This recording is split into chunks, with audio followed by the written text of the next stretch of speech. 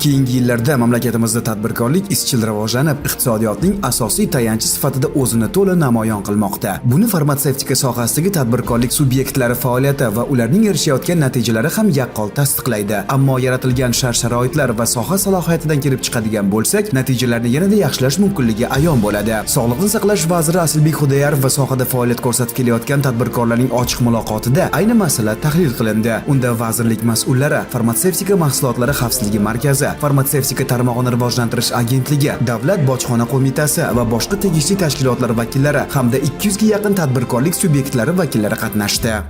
Ushbu davra suhbati yakuni bo'yicha tadbirkorlik subyektlarining 10 dan ortiq muammolari joyida hal bo'ldi va ularni shu sohani takomillashtirish bo'yicha takliflari amaliyotga joriy qilish bo'yicha kelishib olindi. Ushbu davra suhbati juda ham bir yaxshi platforma bo'ldiki, shu davlat organlari va tadbirkorlik subyektlari orasida shu sohalarni, farmatsevtika sohasini rivojlantirish borasida yangi takliflarni ilgari surib, shu xalqaro tajribani asosida shu sohamizni rivojlantirishga olib kelishiga ishonamiz va ushbu tadbirlar an'anaviy tarzda o'tkazilishiga kelishib olindi.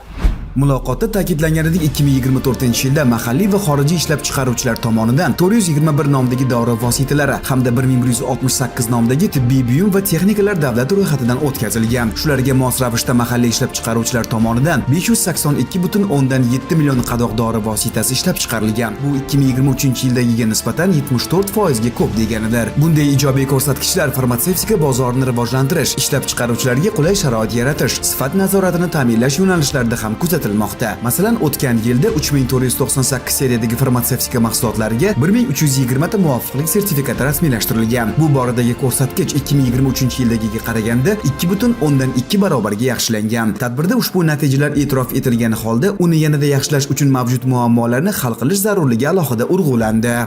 Mana bugun Sog'liqni saqlash vazirligida shaxsan vazir o'zlari hamma mana ishlab chiqaruvchilar, farmatsevtika yo'nalish ishlab chiqaruvchilar, chakana katta savdo qiluvchilarni yig'ib, ularni eshitdilar. Avvalambor o'zlari bo'layotgan yangiliklar haqida, qilinayotgan ishlar haqida batafsil ma'lumot berdilar. Suhbat ochiq oydin o'tdi. Nafaqat o'zlari, balki boshqa tashkilot, boshqona yo'nalish bo'ladimi, ro'yxatga olish rahbarlari bo'ladimi, GMP, GLP yo'nalishidagi shaxsan rahbarlarini ham yig'ib, bevosita qiziqqan, so'ralgan savollariga nafaqat javob berib, mana bir qator ko'rdik, masalalarni joyida hal qilib berdilar.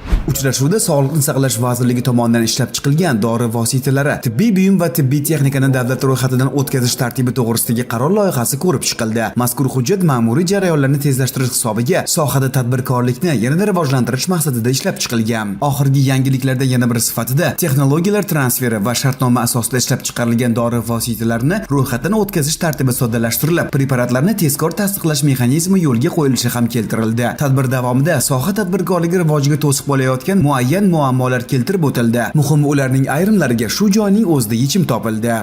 Shu tariqa vazirlik mas'ullari va tadbirkorlarning o'zaro muloqotiga asoslangan yangi platformaga asos solindi. Muhimi, shu formatdagi muloqotlarni bundan keyin ham rejali asosda o'tkazib borishga kelishib olindi. Bu esa yaqin istiqbolda farmatsevtika sohasida tadbirkorlik izchil rivojlanishda hamda xalqimizni sifatli va xavfsiz dori vositalari bilan ta'minlash ko'rsatkichlari yanada yaxshilanishidan darak beradi.